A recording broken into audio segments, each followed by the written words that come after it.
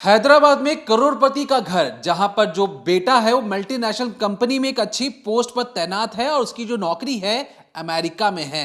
घर की जो छोटी बेटी है वो कैंसर पेशेंट का इलाज करती है और नाम अच्छा खासा है डॉक्टरों की दुनिया में। लेकिन जो घर की बहू भी है वो भी डॉक्टर है और बहुत ज्यादा पढ़ी लिखी है। साथ ही जो सास ससुर हैं उनकी भी जो पढ़ाई लिखाई है बहुत ही अच्छी है और घर पर पैसों की रत्ती भर भी कमी नहीं है। लेकिन इसी करोड़पतियों के घर के अंदर किचन में मसालों के अंदर जहर कूट कूट कर भरा गया था।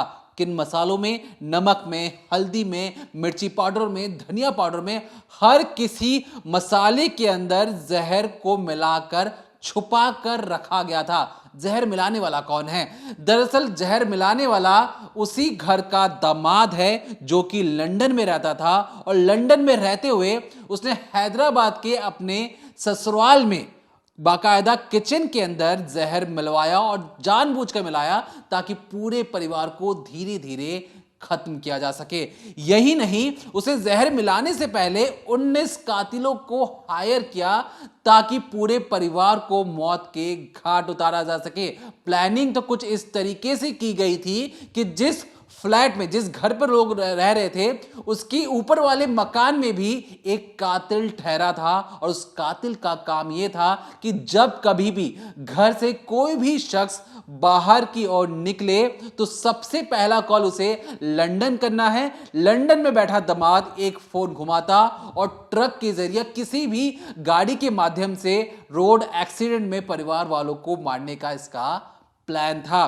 क्योंकि इस प्लान में बिल्कुल फुल प्रूफ और परफेक्ट क्राइम करने की जो कोशिश थी, उस कोशिश में ये कामयाब भी हो जाता है और घर में एक जो सास थी उसकी मौत भी हो जाती है। तब जाकर परिवार को लगता है कि उनके किचन में कुछ दिक्कतें हैं। लेकिन जो सामान आ रहा था किचन में वो तो बकायदा सील पैक होके आ रहा था, ऑनलाइन मंगाया जा रहा था, किराना दुकान से मंगवाया जा रहा था। फिर उन खानों में जहर कब और कैसे मिलाया जा रहा है ये खुद पुलिस भी परेशान थी। खुद पुलिस को भी समझ में नहीं आ रहा था कि बंद घर के अंदर एक पैक्ड सामान के अंदर जहर कौन मिला रहा था। क्योंकि पूरे की पूरे परिवार की हालत खराब थी।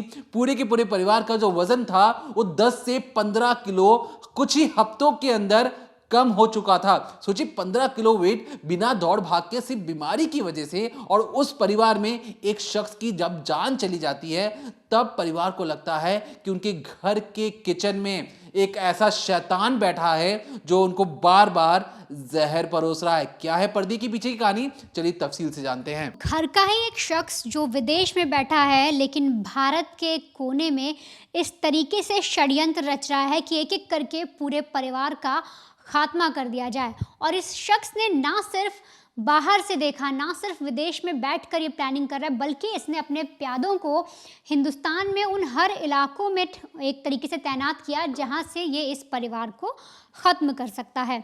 दरअसल ये जो पूरी वारदात है ये मियाँपुर हैदराबाद से सामने आई है। यहाँ पर एक फैमिली रहती है, द राव फैमिली, मतलब राव नाम का एक परिवार है जिसमें उनका बेटा है एम पुर्नेंद्र, उनकी एक बेटी है एम शिरीषा, उनकी पत्नी है उमा। और इस पूरी कहानी को समझने के लिए किस तरीके से ये जो दामाद है ये अपने ही ससुराल वालों को मारने की कोशिश कर रहा है, अपनी ही एक्स पत्नी यानी जिससे वो डिवोर्स लेने वाला है उसके ही परिवार को ख़त्म करने के लिए इतनी बुरी चाल चल रहा है और तो और कोशिश कर रहा है कि एक एक करके ये लोग मर जाएं और किसी को पता भी न चले कि इनका मर्डर किया गया है। तो इस पूरी जो वारदात है इसको शुरुआत करने की जो पूरी कहानी है ये शुरू होती है साल 2023 से। दरअसल 3 जून 2023 को एक शशि रेखा नाम की एक महिला है जो पेशे से डॉक्टर हैं, जैसा दीपक ने आपको बताया भी।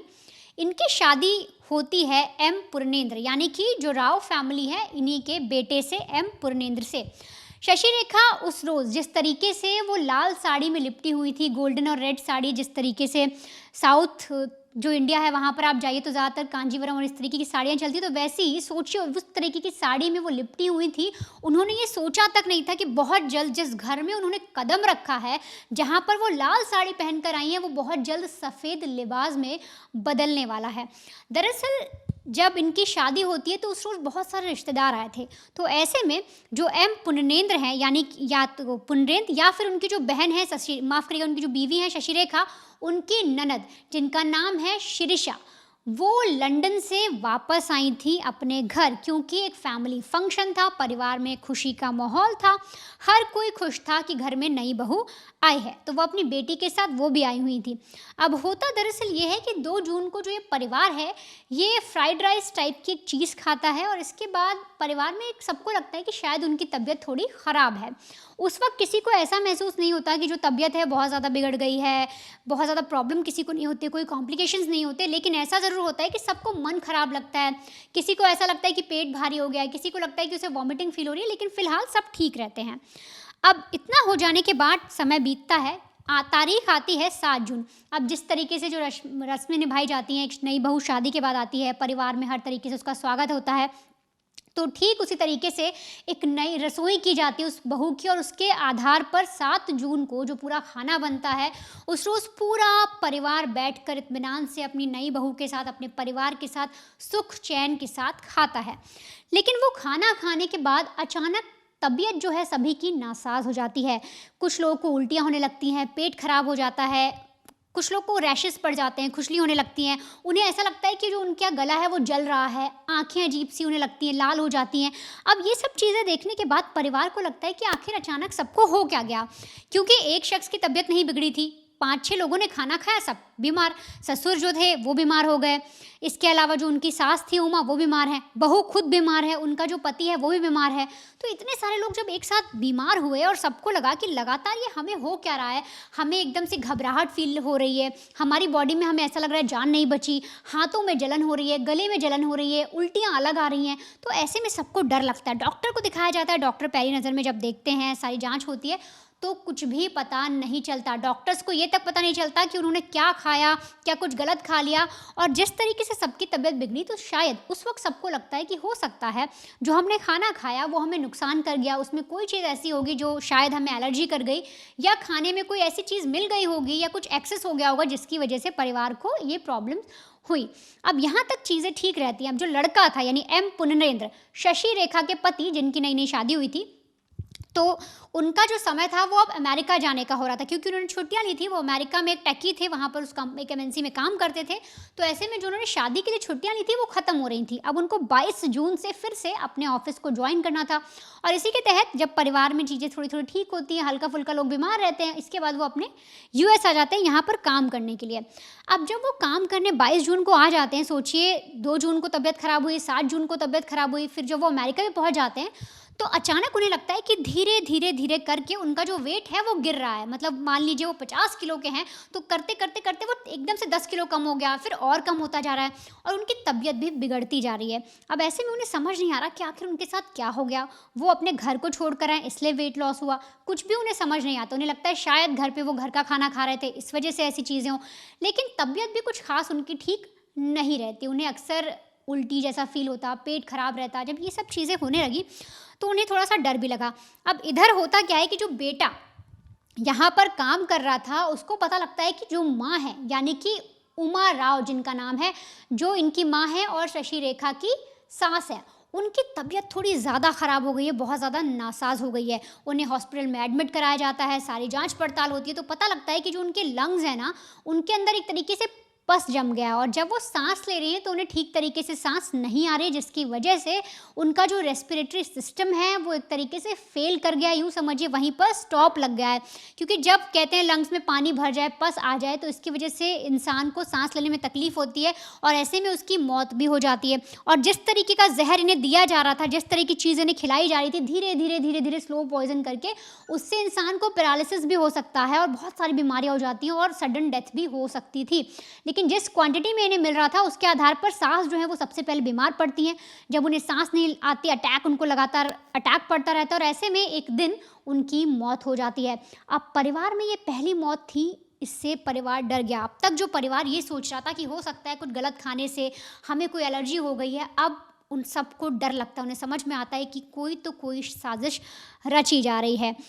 अब ऐसे में इधर जो परिवार था उसमें एक डेथ हुई थी, लोग मायूस थे, बेटा था वो भी आ गया था, उसने अपनी माँ को देखा इस हालत में, तो ऐसे में हर कोई परेशान था। लेकिन जो बहन थी यानी कि शिरीषा, वो दरअसल क्या करती है, अपने घर का जो पानी का सैंपल है, जो खाने का सैंपल, उन सबको लेती है, क्योंकि उसको पता था, वो एक डॉक्टर थी, वो कैंसर का इलाज करती थी, तो उसे अंदाज़ा था कि हो सकता है कहीं कोई जहर टाइप नुमा चीज़ जो होती है, या कोई भी ऐसी चीज़, या कोई कीड़ा, या कोई ऐसी चीज़ कहीं खाने में तो नहीं मिल गई है जिसकी वजह से इस तरीके से पूरा घर एक एक करके बीमार पड़ रहा है। और हालत जो है, मतलब नौबत ऐसी आ गई कि एक की मौत भी हो गई।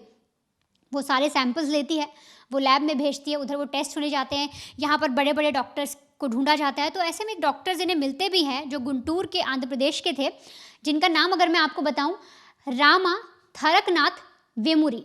ये न्यूरोलॉजिस्ट थे, मतलब जो नसों और इन सब चीज़ों को देखते हैं, उनका इलाज करते हैं, उनको अच्छी पकड़ थी। तो उनसे जब पता किया जाता है तो पहली बार परिवार को पता लगता है कि दरअसल इन्हें एक ऐसी चीज़ दी जा रही है जिसका नाम है आर्सेनिक। उसके तहत इन सबको मौत के घाट उतारने की प्लानिंग की जा रही है। अब जब पहली बार ये शब्द सब सुनते हैं, सबको समझ में आता है कि उन्हें पॉइजन दिया जा रहा है, तो हर कोई एक दूसरे को देखता है कि इस घर में जहाँ पर अभी अभी शादी हुई है, खुशहाल माहौल है, यहाँ पर जहर कैसे दिया जा सकता है, कौन जहर दे सकता है। तब जो बेटी थी घर की यानी शिरीषा, उसका दिमाग चलता है और उसको कहीं ना कहीं लगता है कि हो ना हो ये करतूत उसके पति की है। क्यों उसके करतूत है, क्यों उसके पति की, ये भी आपको बताएंगे। लेकिन इसके बाद होता ये है, जब सारी चीज़ें निकल कर आती है तो घर के हर एक शख्स का, हर एक मेंबर का टेस्ट कराया जाता है और पता लगाया जाता है कि किसको कितना लॉस हुआ है, कौन कितने ज़्यादा एक ऐसे उसको कितना ज़्यादा आर्सेनिक से इफेक्ट हुआ है। तो पता लगता है कि देखिए, जो ससुर हैं जिनका नाम हनुमंत है, उनको करीब करीब 1000 माइक्रोग्राम पर लीटर आर्सेनिक जो है वो पाया गया है उनके शरीर के अंदर। इसके अलावा अगर बेटे की बात करें तो उसमें 1002 माइक्रोग्राम लीटर पाया गया। वहीं पर जो बहू थी उसमें 784 पाया गया। तो जब ये सारी चीज़ें देखी गई, डॉक्टर्स ने भी ये देखा इतनी ज़्यादा मात्रा में है, तो हर किसी के हाथ पैर फूल गए। क्योंकि अगर जो नॉर्मल बॉडी होती है किसी के अंदर ऐसी चीज़ पाई जाए तो 35 माइक्रोग्राम पर लीटर पाया जाता है। यहाँ पर आप सोचिए 35 कहाँ है और 1000 कहाँ है, 1000 भी क्रॉस कर गया। सिवाय जो बहू है उसका 784 था। तो ऐसे में डॉक्टर्स के भी हाथ पैर फूल जाते हैं, उनको लगता है कि आखिर ये चीज़ें हो क्या रही हैं। अब जो पूरी कहानी थी वो घूमने वाली थी एक ऐसे शख्स पर जो कि लंदन में बैठा हुआ है। अब दरअसल ये शख्स है कौन, तो इसको समझने के लिए आपको 2018 में चलना होगा। साल 2018 में जो शिरीषा है उनकी शादी होती है अजीत नाम के एक शख्स से। और ये जो शादी थी शिरीषा की, ये दूसरी शादी थी और शिरीषा की पहली शादी से एक बेटी भी थी। अब अजीत के साथ जब इनकी शादी हो जाती है तो अजीत उस वक्त तो अच्छे अच्छे वादे करता है, मैं तुम्हारी बेटी को भी अपनाऊंगा, सब कुछ सही रहेगा। शादी हो जाने के बाद जो लड़की है वो अपने पिता के ही फ्लैट में अपने पति के साथ रहती है। जैसा कि आपको दीपक ने शुरुआत में बताया था, करोड़पति फैमिली है, अच्छा खासा इनका आमदनी है। तो ऐसे में किसी को भी नहीं खलता, वो अपने दामाद को अपने साथ रखते हैं, एक फ्लैट देते हैं, वहाँ उसमें वो लोग रहते हैं। कुछ दिन तक सब कुछ ठीक रहता है, लेकिन धीरे धीरे जो अजीत है वो अपना असली रंग दिखाना शुरू करता है। दरअसल अजीत जो है वो अब शिरीषा को ताने देता, उसकी बेटी को लेकर कई बार आरोप लगाता, गंदी गंदी बातें कहता, यहाँ तक कि ऐसे शब्द कह देता जो एक माँ अपनी बेटी के लिए नहीं सुन सकती किसी भी शख्स से। और जब ऐसी चीज़ें होती तो उन दोनों में लड़ाई होती। अब लड़ाई इतनी हावी हो जाती कि जो अक्सर अजीत है वो शिरीषा को मेंटली टॉर्चर करता, उसके साथ मारपीट करता। कई बार शिरीषा ने सोचा कि ये चीज़ें वक्त दर वक्त बदल जाएंगी, चीज़ें ठीक हो जाएंगी, उसने समझाने की कोशिश भी की। लेकिन मामला उस दिन बिगड़ गया जब इस शख्स ने यानी कि अजीत ने उसकी बेटी का गला जो है वो पकड़ लिया, उसे दबाने की कोशिश की, उसके साथ मारपीट की। और तब वो ये चीज़ें जो है बर्दाश्त नहीं कर पाई। यहाँ तक कि ये जो शख्स है, जो अजीत है, आप इसका मेंटल लेवल देखिए कितना ज़्यादा, इसका जो दिमाग है वो कितना ज़्यादा बीमार है। आप इससे समझिए कि इसने अपनी बीवी पर स्पाई करने के लिए, जासूसी करने के लिए उस घर में CCTV लगवा रखे थे। ये अपनी बीवी से वादा भी करता है कि अगर तुम्हें यहाँ सब चीज़ें बेकार लग रही हैं तो एक काम करते हैं, हम लंदन शिफ्ट हो जाते हैं, वहाँ पर चलने के बाद मैं तुम्हें प्यार से रखूँगा, कोई प्रॉब्लम नहीं होगी। अब जब वाइफ को लगता है हो सकता है अब ये पिता के घर रहता है, इसे सारी चीज़ें नहीं पसंद आती, तो मैं इसके साथ शिफ्ट हो जाती हूँ। और जब पत्नी अपनी बेटी को लेकर UK शिफ्ट भी होती है, वहाँ पर भी ऐसा ही मेंटल टॉर्चर ये जारी रखता है। और इसके बाद 29 अगस्त साल 2022 को ये जो महिला है, जो शिरीषा है, वो अपने पति को छोड़कर वापस आ जाती है और इसके बाद अलग रहती है, अलग अपना काम शुरू करती है। और भाई की जब शादी हो रही होती है तब वो इंडिया आती है हैदराबाद में। लेकिन अब एक तरफ परिवार को पता लगा कि हमें आर्सेनिक दिया जा रहा है, एक जहर दिया जा रहा है, और अभी तक किसी को ये समझ नहीं आता कि वो दिया कहाँ जा रहा है, कैसे दिया जा रहा है, पानी में मिला के दिया जा रहा है, खाने में मिला के दिया जा रहा है, किस तरीके से इनके घर के किचन में वो पहुंचा, ये किसी को समझ नहीं आया था। लेकिन इतना पता लग गया था कि इसे करने वाला आखिर है कौन। अब आप ये समझिए कि जब ये सारी चीज़ें बन जाती है, पता लग जाता है, तब ये जो आदमी है जिसकी पोल खुलती है, जो पता लगता है कि इस पूरी चीज़ का आरोपी है, जिसकी वजह से एक की मौत हुई है, 3 लोग अपनी ज़िंदगी से लड़ रहे हैं, उनकी हालत ख़राब हुई है, तो आप समझिए किस तरीके से इसने प्लानिंग की थी, किस तरीके से इसने कॉन्ट्रैक्ट किलर्स हायर किए थे। कॉन्ट्रैक्ट किलर्स से जब काम नहीं चला तब इसने किस तरीके से ऐसे ऐसे लोगों को हायर किया जो उनके घर तक उस जहर को पहुंचा दें, और इसके बाद कैसे पुलिस इसे पकड़ती है। ना सिर्फ हैदराबाद पुलिस बल्कि लंदन पुलिस भी है जो वो किस तरीके से इस आदमी से परेशान हो जाती है। देखिए, जो वनिता ने आपको कहानी समझाई, आप अच्छी तरीके से समझ चुके होंगे। जो फैमिली बैकग्राउंड है, उस फैमिली बैकग्राउंड में किसका क्या काम है। जो बहन है और जो बहन का जो एक्स हस्बैंड है, वो लंदन में बैठकर इस पूरे क्राइम सीन की या जो क्राइम जो चीज़ें हो रही हैं उसे कंट्रोल कर रहा है। लेकिन यहाँ पर आपको समझना पड़ेगा, ये जो अजीत है जब लंदन अपनी बीवी को लेकर जाता है तो वहाँ पर ये क्या काम करता है। वहाँ पर जो पहले हस्बैंड से जो बच्ची थी उस पर शक होता है उसे, और कई बार उस छोटी बच्ची का ये गला पकड़ लेता है और कहता है कि मैं तुम्हें मौत के घाट उतार दूंगा। अब एक बार हो गया, 2 बार हो गया, और कई बार तो हाथापाई भी हो जाती थी अजीत और उस बहन में। और इसलिए जो शीर्षा है उसने सोचा कि मैं अपने पति को तलाक दे दूंगी और यहाँ से अलग अलग रास्ते में चली जाऊंगी।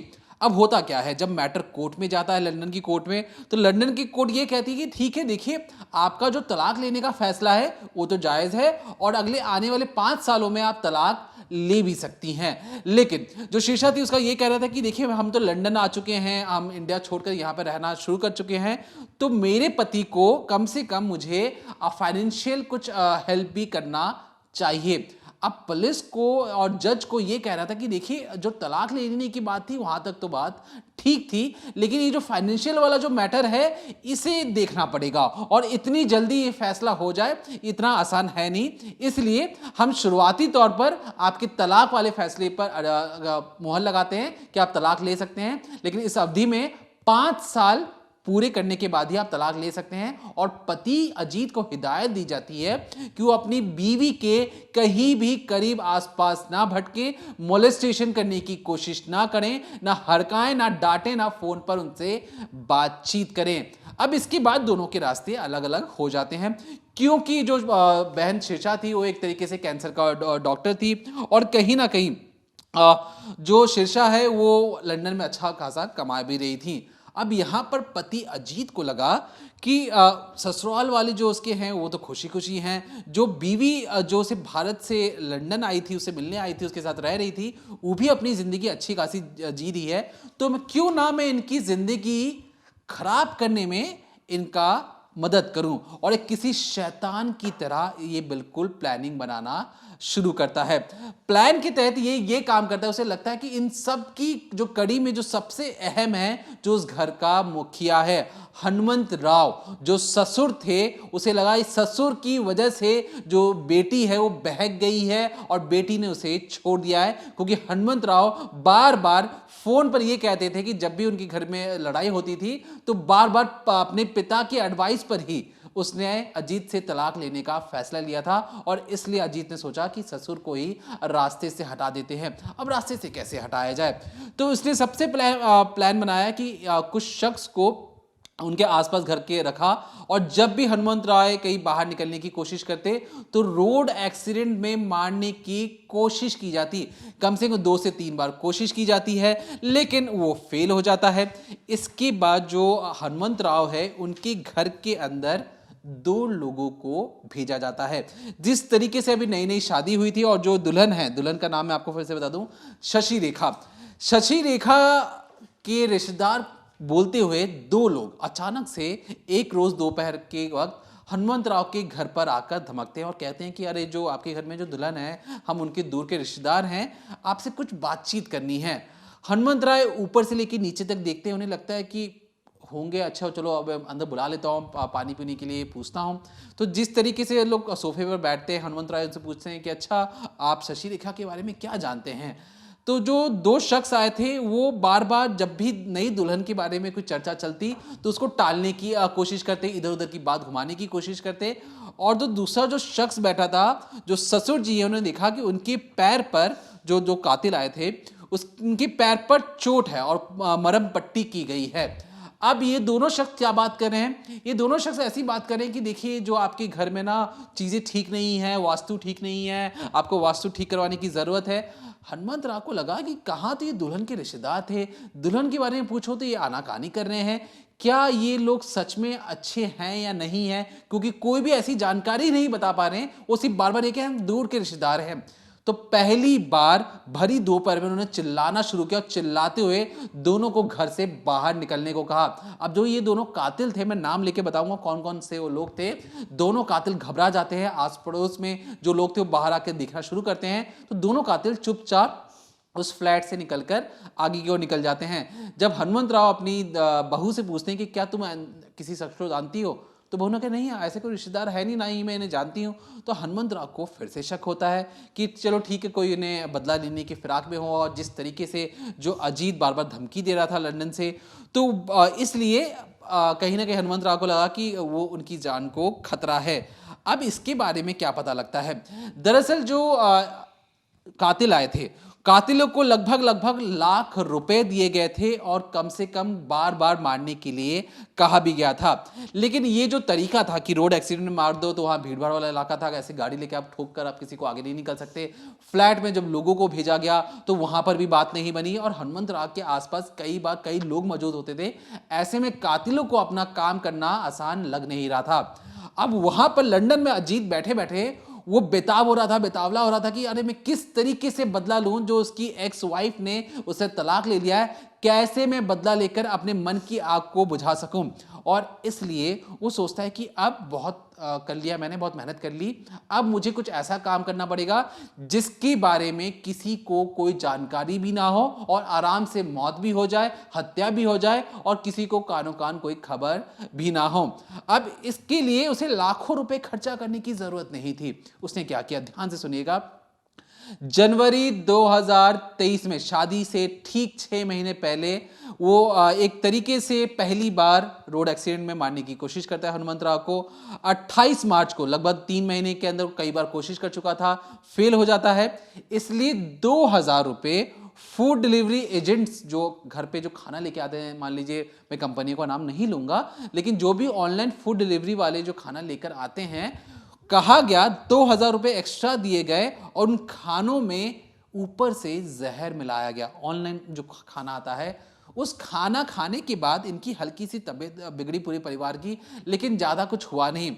अब यहाँ पर अजीत को लंदन में बैठे बैठे लगा कि परिवार को ज़्यादा नुकसान हो नहीं रहा है और खाने से सिर्फ डायरिया और थोड़ी सी वोमिटिंग हुई है, और मैं ऐसा क्या करूं कि जितनी जल्दी हो सके उतनी जल्दी मौत के घाट उनको उतारा जा सके।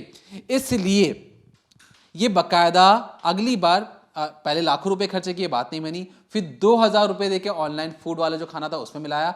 अब और भी कम रुपए किए गए, मात्र 1000 रुपए देकर एक फूड डिलीवरी एजेंट को, जो घर पे 10-10 मिनट में जो आपके सामान आ जाते हैं ऑनलाइन डिलीवरी वाले सिस्टम से, उनको कपड़ा पहनाया गया और उनको उस तरीके के सामान दिए गए ताकि हूबहू वही लोग लगे जो आपके घर पर सामान देने आते हैं। और इसलिए उस मसाले में, उस नमक में, उस हल्दी पाउडर में, उस मिर्ची पाउडर में हर एक मसालों को खोलकर उसमें जहर मिलाया गया। उस जहर मिलाने के बाद हर एक मसाले के डब्बे को फिर से पैकिंग कर कुछ इस तरीके से रखा गया ताकि किसी को भी शक ना हो और सबको लगे ये तो मसाले का डब्बा सील पैक है, इसमें कोई बाहर से क्या ही चीज मिलाएगा। सोचिए, नमक के पैकेट तक में जहर मिला दिया गया। लंदन में बैठा दामाद 1000 रुपए देकर खुद डिलीवरी बॉय से ही उसके अंदर जहर मिला दिया गया। अब ये जो सारी चीजें मैं आपको बता रहा, आपको लगेगा कि लंदन में बैठा शख्स कैसे पता कर सकता है कि हैदराबाद में ये जो ससुर हैं, जो उसके ससुराल वाले हैं, वो कब कौन सा खाना मंगवा रहे हैं। अब जिस तरीके से मैंने आपको पहले कहा था कि घर में ही एक भेदिया था, दरअसल जहां पर ये जो पूरा परिवार रह रहा था, उस परिवार के ऊपर भी एक ऐसा शख्स था जो उनका रिश्तेदार था, और उस रिश्तेदार का जो सबसे बड़ा एम था इनकी जायदाद के ऊपर था, और इसलिए इसने अजीत के साथ गठबंधन कर लिया, हाथ मिला लिया और कहा कि जब भी परिवार में कोई भी बाहर से कोई सामान मंगवाएगा, जब भी परिवार का कोई भी शख्स बाहर जाएगा, सोचिए वो परिवार का हिस्सा है, खुद भाई है, जो उस परिवार का भाई एक तरीके से कजन है, वो ऊपर की ओर रहता है और हर एक जानकारी कातिल अजीत को लंदन पहुंचा रहा है, और अजीत उसी के मुताबिक उस डिलीवरी एजेंट से नंबर ले लेता था, उसी को पहले बताता कि जहर कब मिलाना है, कैसे मिलाना है, यहां तक कि कातिलों को भी ये कहता कि जब भी कोई परिवार का सदस्य बाहर जाए तो रोड एक्सीडेंट कैसे करवाना है, लेकिन बार बार वो फेल हो रहा था। अब इसी में जब मसालों में जहर मिल चुका था, जब नमक में जहर मिल चुका था, जब चीनी में जहर मिल चुका था, तब इसके बाद जब चीज़ें जिस तरीके से वनीता ने आपको शुरुआत में बताया कि आम जो इंसानी बॉडी होती है उसमें 35 mg पर लीटर, मतलब 35, एक नंबर सोचिए, 35 नंबर इतना होना चाहिए आर्सेनिक आपकी बॉडी में, वो 1000 था, कम से कम 100 गुना ज्यादा कम से कम उसके अंदर जहर फैल चुका था, और परिवार को समझ नहीं आ रहा था कि जहर कहां से आ रहा है। फिर परिवार ने अपनी चीजें निकालनी शुरू की। दरअसल तो जिस वक्त पूरा परिवार बाहर से खाना मंगवा रहा था, तब पूरे परिवार की हालत ठीक थी, मतलब जो हनुमंत राव, जो पूरी फैमिली हॉस्पिटलाइज थी, तो बाहर से खाना मंगवा रहे थे, उस खाने को खाकर उनकी तबीयत ठीक होने लगी। तो उन्हें लगा कि ये कैसी चीज है कि मैं जब बाहर का खाना खाता हूं तो तबीयत तो खराब होनी चाहिए, यहां पर तो उल्टा हो रहा है, जब भी मैं घर का खाना खाता हूं मेरी तबीयत खराब होने लगती है। और जो घर का जो बेटा है, जब अमेरिका गया तो घर का खाना खाने की वजह से और अमेरिका पहुंचते पहुंचते उसकी वजन भी कम होने लगे थे, लेकिन धीरे धीरे वो अमेरिका में रिकवर कर रहा था। अब यहां पर हनुमंत राव फिर से जब उन्होंने घर का खाना शुरू किया, फिर से उनकी तबीयत बिगड़नी शुरू हुई, और इसी को देखकर जो घर की जो छोटी बेटी, जिसका पति, जिसका एक्स हस्बैंड, जिसकी वजह से सारी चीजें हो रही थी, उसे लगा कि मैं एक डॉक्टर होकर अपने किसी पूरे परिवार को नहीं बचा पा रही हूं, तो मेरा डॉक्टर का प्रैक्टिस करना ही बेकार है, क्योंकि अगर मैं नहीं पहचान पा रही हूं कि सारी चीजें किस तरीके से मेरे परिवार को इफेक्ट कर रही है, तो मैं डॉक्टर किस काम की हूं। अब उसे पता लगाना शुरू किया कि जो जहर है, ये जहर इतनी आसानी से कैसे मिल जा रहा है और वहां तक पहुंच कैसे रहा है। तो दरअसल ये जो जहर है, ये जहर जो अजीत है उसे कैसे मिल रहा है, आप ये सोच रहे होंगे। तो दरअसल जब बहन ने पता लगाने की कोशिश की कि ये जहर इतनी आसानी से कैसे मिल रहा है, तो पता लगा कि अजीत की एक बहन भी है जो बाकायदा एक सरकारी एक इंस्टीट्यूट है, जहाँ रिसर्च सेंटर है, वहाँ पर मैं नाम नहीं लूँगा, उस रिसर्च सेंटर में जाकर काम किया करती थी, और वहीं से जो अजीत की बहन है वो जहर का सप्लाई कर रही है, एक सरकारी रिसर्च सेंटर से निकाल कर जहर उन लोगों तक पहुँचा रही है, ताकि जो अजीत है वो अपने ससुराल वालों से बदला ले सके। क्योंकि जो कायदा कानून कहता है कि अगर किसी भी सरकारी जो ये जो आर्सेनिक जो केमिकल है, ये उन इलाकों में ही बिकेगा जिन एक पर्टिकुलर इलाका निर्धारित कर दिया जाता है कि सिर्फ और सिर्फ इस इलाके में बिकेगा और इससे बाहर नहीं जाना चाहिए, और यहां तक कि किसको कितनी मात्रा दी गई और कहां पर यूज होगा इसका भी पूरा डिटेल निकाला जाता है। क्योंकि एक रिसर्च सेंटर था, यहां पर कई बार भारी मात्रा में ऐसी चीजें आती हैं और कोई लेखा जोखा होता नहीं है, और इसी में अजीत को लगा कि उसकी बहन की जो भूमिका हो जाती है वो सबसे ज्यादा अहम हो जाती है, और अपनी बहन सरला देवी जो एक तरीके से उनसे जहर लेकर वो ये सारा काम लगातार कर रहा था। दरअसल और इन सब चीज़ों के बाद कई बार जो परिवार है उनको पैरालिसिस जैसी बीमारियां भी होने लगती थी, और मुंह और जो हाथ थे टेढ़े हो जाते, अकड़ जाते, और इन्हें समझ ही नहीं आता कि सारी चीज़ें कौन हो रही हैं, कैसे हो रही हैं। लेकिन जब पुलिस में जाकर कंप्लेंट दर्ज करवाई जाती है तो कई नाम, मैं नाम लेके बता रहा हूँ, विनोद कुमार 29 साल, भावनी शंकर 28 साल, बतुला अशोक 47 साल, बुसी राजू गोपीनाथ 27 साल, ये सब हत्यारे हैं। मथुरपी पुरेंद्र राव 39 साल और गोकुलापति रमेश 23 साल, और यहाँ तक कि कई और नाम हैं, और एक बार तो ये जो होटल में ये जो पूरा परिवार बाहर साथ में खाना गया था, वहां से ही जो कातिल है 200 मीटर दूर तक पहुंच चुका था। इन कातिलों ने बताया कि जो इनका हैंडलर है वो तो लंदन में बैठकर इन परिवार को खत्म करने की ना जाने कितनी ही कोशिशें वो कर चुका है। ये वो कातिल हैं जिन्होंने कबूला है। ऐसे कई कातिल हो सकते हैं जो अभी तक पुलिस की गिरफ्त में ना हो, और अजीत डायरेक्ट उनके कांटेक्ट में था, और इसलिए उसे ये लगा कि कहीं ना कहीं लंदन में रहकर मैं कैसे काम करूं, इसलिए अजीत ने वहीं पर एक अपना सेकंड इन कमांड बनाया। नाम है उसका विनोद कुमार, 29 साल के एक लड़के को, और कहा कि तुम वहां पर मेरे परिवार को खत्म करो, लाखों रुपए मुझसे ले सकते हो, बस मैं चाहता हूं परिवार किसी तरीके से खत्म हो जाए।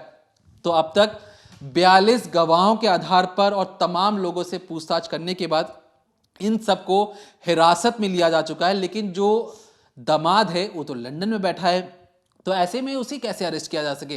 तो पुलिस से बाकायदा रेड कॉर्नर नोटिस और तमाम जो इंटरनेशनल तरीके हो सकते हैं उन तरीकों से मदद लेकर दरख्वास्त की लंदन पुलिस से कि आप जाकर अजीत को गिरफ्तार करो, क्योंकि उस पर भारी भरकम तरीके से प्लानिंग, साजिश को रचना और जहर के जरिए एक पूरे परिवार को खात्मा करने की जो उसकी जो रणनीति थी वो उसे फेल करने की जरूरत है।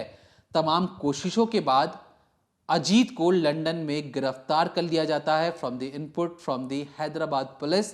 अब इसके बाद कोशिश ये की जा रही कि अजीत को वापस इंडिया लाया जा सके, लेकिन जो वहाँ पर जो फैसला आएगा लंदन की अदालत में, जब ये सारी सुनवाई चल रही थी कि देखिए कि यहाँ पर लंदन में रहते हुए वो किस कदर हैदराबाद में क्राइम को अंजाम दे रहा था, तो लंदन की कोर्ट ने ये कहा है कि नवंबर में उस पर फैसला आएगा, फिर देखा जाएगा कि अजीत को हैदराबाद भेजना है या नहीं भेजना है। लेकिन जो अजीत है उसने जिस तरीके से प्लानिंग की, इसकी जो पीछे की जो मकसद था, जो मोटिव था, वो सिर्फ और सिर्फ कोई लालच नहीं बल्कि जलन कि उसकी बीवी ने जो उसके साथ जिसके साथ रोज हाथापाई करता था, मार पिटाई करता था, उसकी छोटी बेटी का गला पकड़ लेता था, उसने उसे कैसे छोड़ दिया और इतनी आसानी से कैसे छोड़कर एक अच्छी जिंदगी वो जी रही है। उसे लगा कि उसकी बीवी जब उसे छोड़कर जाएगी या अलग हो जाएगी तो ज्यादा दिन तक टिक नहीं पाएगी और जो परिवार है उसकी हालत भी खराब हो जाएगी। लेकिन जब उसे पता लगा कि बीवी उसकी अच्छी खासी कमाई कर रही है, जो ससुराल वाले हैं उनको कोई दिक्कत नहीं हो रही है, उनके घर में शादी हो रही है,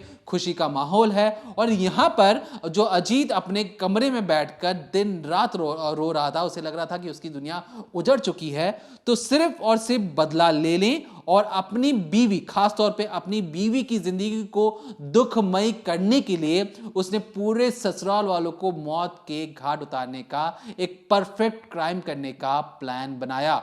और कहीं ना कहीं उसके कई प्लान और एक तरीके से जो घर की बेटी ने ही पूरे परिवार की जान बचाई, और पूरे परिवार फिलहाल के लिए अभी भी हॉस्पिटलाइज्ड है, ट्रॉमा में है, उन्हें समझ में नहीं आ रहा कि उनके साथ असल में क्या हुआ और कैसे हुआ। आप खुद सोचिए, आपके घर के किचन में जो मसाले रखे हैं उन मसालों में कोई आके चुपके से जहर मिला दे, आप रोज खाना खाएं, आपको पता भी ना चले। तो फिलहाल के लिए परिवार तो सेफ है, लेकिन कहीं ना कहीं परिवार को भी झटका लगा हुआ है कि इस तरीके से भी इतनी दूर बैठ के भी क्राइम को अंजाम दिया जा सकता है, और पुलिस भी हैरान परेशान है। लेकिन फिलहाल के लिए केस तो क्लोज हो चुका है और बस इंतजार किया जा रहा है कि कब अजीत है वो लंदन से हैदराबाद आएगा, उसे जज के सामने खड़ा कर उसे सजा दिलवाई जा सकेगी। हमारी नज़र इस खबर पर बनी रहेगी। अगर आपके पास भी कोई भी ऐसी खबर है जो आप चाहते हैं कि आप हमारे साथ साझा कर सके, तो कमेंट सेक्शन में कमेंट कर ऐसी कोई भी इन्वेस्टिगेशन जो आप चाहते हो जिस भी केस पर, तो हमें ज़रूर बताएं।